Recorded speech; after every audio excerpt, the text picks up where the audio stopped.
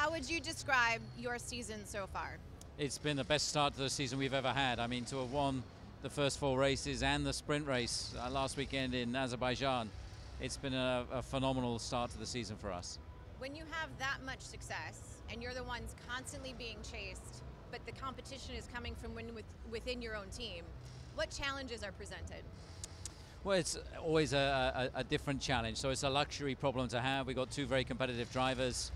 Max, the reigning world champion. We've got Sergio that's made another step forward again this year and had a great start to the season. So, for us it's about what they do on the circuit and just giving both the guys, the same equipment, the same opportunity.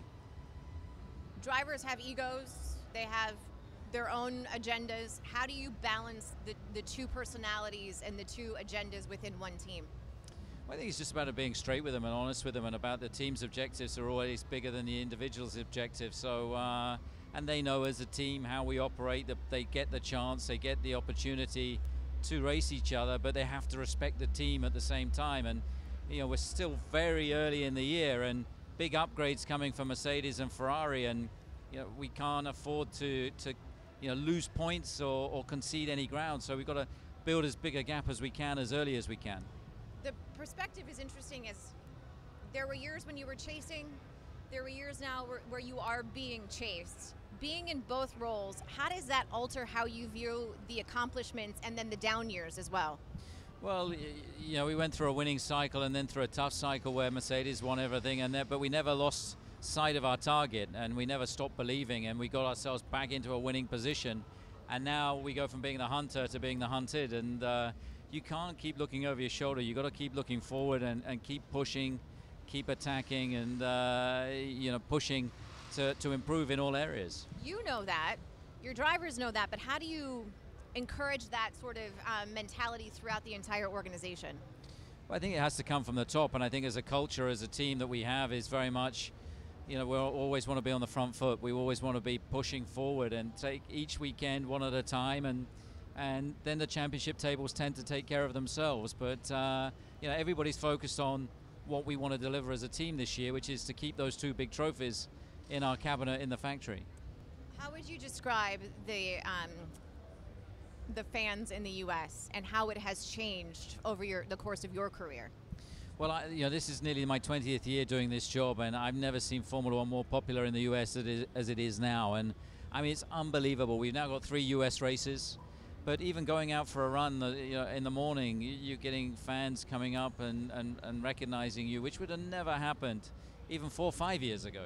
So it's great to see how the US is embracing Formula One, that we're having more US races, and it's great to see this exciting new fan orientation that we now have. Obviously, Drive to Survive has played a massive role in growing that audience, and we see the personalities. There's the human connection, the stories that we get from that docu-series. How accurately do you feel that you are portrayed?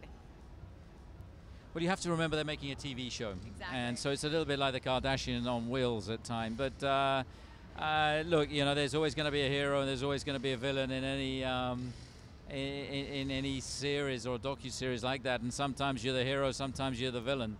But they capture a lot of content. I think what it has done is done a great job of explaining the sport, getting to know some of the drivers, some of the team principals, and that has just ignited this new following and a much different demographic, a lot more females and girls watching Formula One, and that's super healthy for where the sport is. Why is that so important, though, for also growing the sport and keeping the growth going, having diversity in your fan base? Well, diversity for us is absolutely of paramount importance, and Formula One used to be, I think, a fairly exclusive club, and that's been broken down now, and it's become much more inclusive and much more diverse. And I think that what Drive to Survive did was able to just go lift the cover on this sport and some of the challenges and the personalities and some of the rivalries that there is, whether it's fighting at the front or fighting at the back. What is the next big thing that needs to happen to continue to push this sport forward? Again, we just need to see becoming more diverse. We need to see more, women coming into sport. We need to see more women drivers as well, and that's starting to happen. It just does need to be, more diverse across different nations and all diversity. So yeah, I think the sport's doing a great job, but you got to, again, like us, you got to keep looking forward, not looking backwards.